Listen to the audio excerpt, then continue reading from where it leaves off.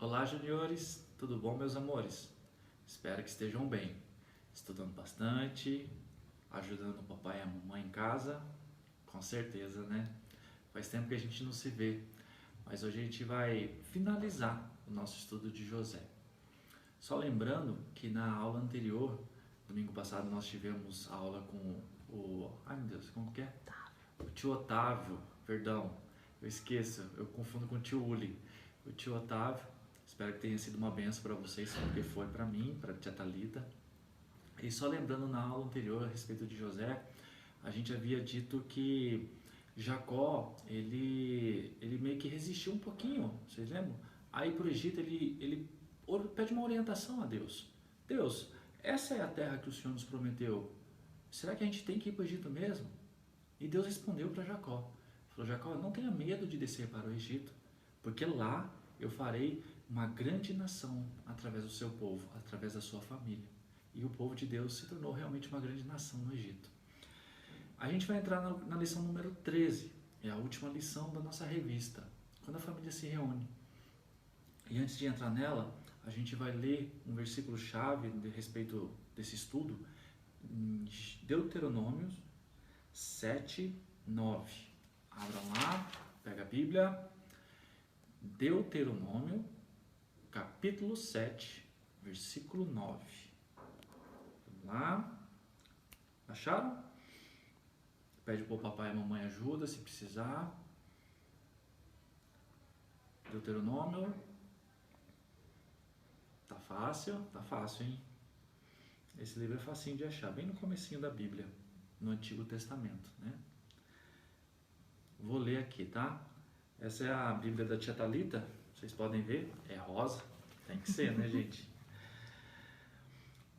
Lá em Deuteronômio 7,9 diz assim: saibam, portanto, que o Senhor, o seu Deus, é Deus. Ele é o Deus fiel, que mantém a aliança e a bondade por 1000 gerações, daqueles que o amam e obedecem os seus mandamentos. Lindo esse versículo, né?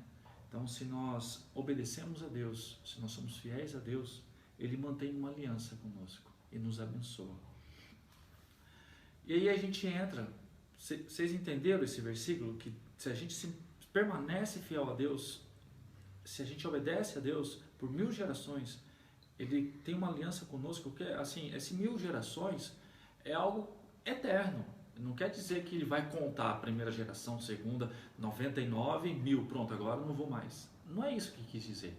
É que ele vai abençoar eternamente, geração após geração. E esse versículo ele chama atenção por quê? Olha que interessante, gente.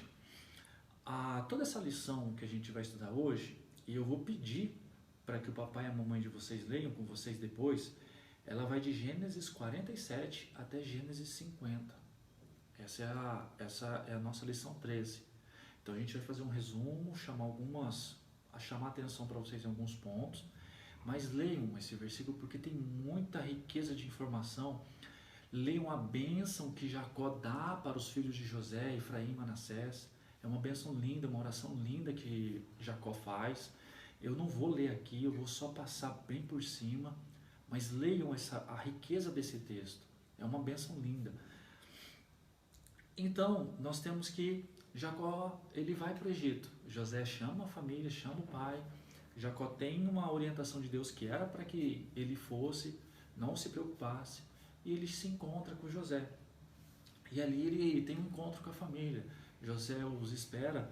A Bíblia vai falar que eles vão se hospedar numa terra chamada Gósen. Gósen ou Gozen? Eu não sei. Gósen. Acho que é Gósen. Eles vão se hospedar nessa terra e o faraó fala para José assim, pode colocar a família de vocês no melhor lugar lá, nas melhores terras, não tem problema. Fiquem lá, se hospedem lá. E os irmãos de José leva uns 5 irmãos ali até o encontro do faraó. O faraó pergunta o que eles fazem. Aí eles falam assim, nós éramos como os nossos antepassados, nós somos pastores de ovelhas. E aí o faraó se despede deles ali, conversa um pouquinho, se despede, e o faraó fala para José, José, se você precisar, pode colocar, se você perceber que seus irmãos têm um bom tato, uma boa experiência, se eles são bem cuidadosos com o rebanho, pode colocar eles para cuidar do meu rebanho lá, do rebanho real, o rebanho do faraó. Se eles tiverem cuidado, então pode colocar eles para trabalhar também lá comigo. Não precisa só ficar lá cuidando do rebanho deles. Aí, imagina, José já começa a empregar a família ali, porque sabe que alguns irmãos ali, eles têm um cuidado muito grande, são experientes na lida com ovelhas, na lida como pastores. E eu acho que José deve ter posto alguns para trabalhar ali para o faraó. E aí o faraó também se encontra com José. E é incrível porque o povo de Deus, e a Bíblia vai falar isso de uma forma muito simples. Ele fala assim que Jacó se encontra com o faraó e Jacó abençoa o faraó. É interessante porque ele só fala isso. A Bíblia coloca assim, Jacó ali num diálogo e abençoa o faraó. É interessante isso, gente, porque assim, como que o cristão é uma atitude cristã, há de sempre abençoar, há de independente de com quem nós estejamos, com quem nós estamos convivendo, amizades, a nossa intenção e deve ser essa de sempre abençoar o próximo, sempre. Uma palavra de bênção, uma atitude de bênção, às vezes levar um prato de alimento é uma bênção.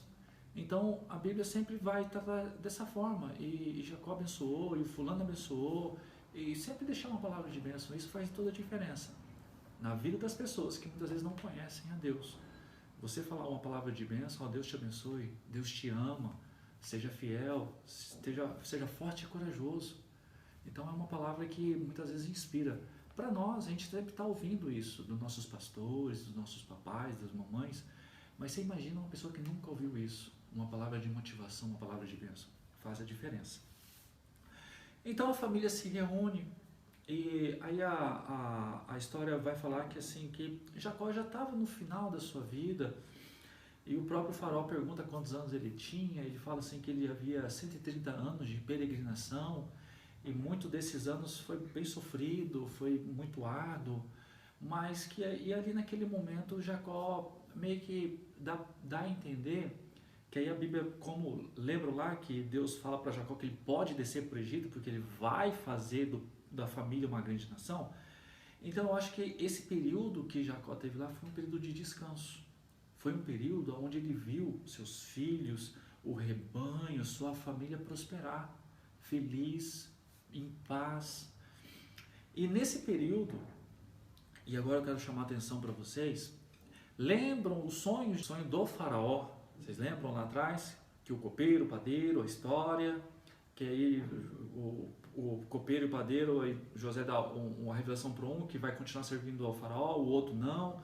O padeiro ele acaba sendo morto e o copeiro continua servindo o vinho para o faraó. E aí o faraó tem um sonho, e aí José revela esse sonho para o faraó, que 7 vacas magras, 7 vacas gordas, vocês lembram?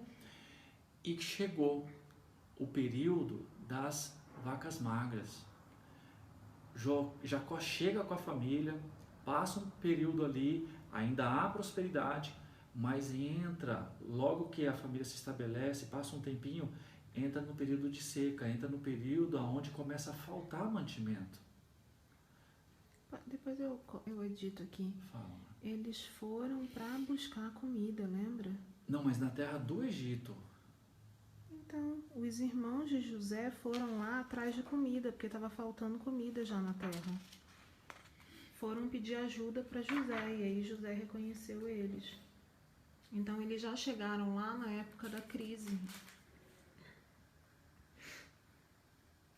Você não lembra? Estava faltando comida onde eles estavam, e aí eles souberam que no Egito tinham estocado e estavam distribuindo, e aí eles foram lá buscar comida. Vou ter que voltar até onde? Você falou do sonho das vacas magras e gordas, e aí começa falando, e a família de José estava acontecendo essa seca, esse período de seca, e os irmãos de José foram para o Egito buscar ajuda. Então, vocês lembram aí da história, né? Das vacas magras, vacas gordas. Então, agora é o período que as vacas gordas, aonde tinha que guardar, já foi guardado e estava faltando alimento. E José já estava administrando ali os celeiros do faraó. E aí José começa a acumular uma grande riqueza para o faraó. Acumular bens, acumular prata. Então o povo dá dinheiro para receber alimento. Aí no ano seguinte voltam. Aí falam para José, José, a gente já não tem mais prata. Aí José fala, então me dá um rebanho. E aí José vai lá e dá mantimento. Aí passa o ano, o povo volta, José, a gente já deu a prata, já demos o nosso gado. E aí José fala assim, então agora eu quero a terra de vocês, as propriedades. E só não pega, José ali só não pega para o faraó as propriedades dos sacerdotes, porque havia um decreto lá no reino do Egito que os sacerdotes seriam mantidos pelo faraó. Então os cidadãos, as pessoas ali que viviam no Egito, começaram a entregar as posses, as terras para o faraó. Então as propriedades começaram a ser do faraó. E aí José fala o seguinte, agora eu vou dar sementes dos trigos, da semente dos cereais para vocês, e a gente vai fazer um acordo aqui, um decreto. O faraó vai exigir de vocês em contrapartida, porque agora a terra é do faraó, 1/5 daquilo que vocês produzirem. Então 1/5 era como se fosse um imposto, era devolvido para o faraó. E o resto era ali distribuído para as pessoas que viviam naquela terra. Então já se estabelece e a gente vai chegando ao fim da história de Jacó. Jacó já ficou bem debilitado e avisam a José que Jacó estava ficando debilitado, e José rapidamente pega ali seus 2 filhos, Efraim e Manassés, coloca no colo, corre para ver o seu pai. E aí ele chega, Jacó lembra, fala assim, poxa, eu achei que eu nunca mais o veria, José. Eu achei que você estava morto e agora novamente os meus olhos te veem e veem os seus filhos, veem os meus netos. E ali é uma bênção. E por isso que o tio falou para vocês, leia lá de Gênesis 47 a 50, uma bênção linda que Jacó faz. E ali Jacó abençoa os filhos de José, dá assim a bênção de pai, a bênção de um sacerdote da família, né? E a gente vai chegando ao final do capítulo. E ali também a Bíblia já vai começar a tratar a respeito já de José. Só voltando um pouquinho, só para vocês verem como que José ainda teve que colocar no coração dos irmãos que ele era um homem diferente. Quando o pai falece, o Jacó falece, os irmãos, eles ficam preocupados, assim, poxa, agora que o pai morreu, será que José vai se vingar de nós? E José chega para eles e acalma, fala assim, não, eu não vou me vingar de vocês. Deus permitiu com que tudo isso acontecesse para que nós fôssemos abençoados. Vocês são minha família, então ali a família toda continua sendo abençoada. José não muda a atitude dele para com os irmãos, continua abençoando os irmãos. E José no final ele vai falar que um dia o povo retornaria à terra prometida, retornaria à terra dos antepassados, à terra de Abraão. Terminamos aqui a nossa história, meus amores. Família de José, de Jacó, reunida, o pai falece, a bênção, e José continua ali nos afazeres, a tribo, a família de Jacó continua a prosperar, continua a crescer, os rebanhos. Então é uma história que a gente leu lá em Deuteronômio, né, 7:9, Deus vai nos abençoar, Ele vai se manter fiel, porque nós amamos e obedecemos a Deus. De geração a geração, Deus continuará a nos abençoar. E hoje, Deus continua nos abençoando. Observe ao nosso redor. Deus é conosco. Deus tem um plano e um projeto na nossa vida, como teve na vida de José. E também tem um plano e um projeto na vida de cada um de vocês. Continuem lendo, continuem estudando a palavra de Deus, para que vocês possam obedecer, saber quais são as atitudes corretas que agradam a Deus. Qual é a forma de falar, qual é a forma de agir. A forma de agir com o nosso próximo, com pessoas que nós não conhecemos. Porque é fácil, né? Como Jesus falou, amar a quem nos ama. O difícil é amar aquelas pessoas que nos perseguem. E essas pessoas nós precisamos orar por elas. Orar por elas. Não é xingar, não é criticar, não é palavras que maltratem ou que machucam, mas orar, ter misericórdia. Sermos assim faz toda a diferença, como fez diferença para todo o povo escolhido de Deus, quando José abençoou e recebeu a família, recebeu os irmãos, sem rancor, sem ódio, sem qualquer lamentação. Recebeu em amor, com os braços abertos, recepcionando-os numa terra estranha, e que Deus ali continuou abençoando, porque José foi extremamente abençoado, porque José amava a Deus e obedecia aos mandamentos de Deus. Deus abençoe, estamos aqui até o próximo final de semana, até o próximo IBD, e se Deus quiser, a gente sempre vai estar com os nossos lares abertos, para que o Senhor possa habitar nas nossas casas, nos nossos corações, e que muito em breve nos veremos na igreja. Em nome de Jesus.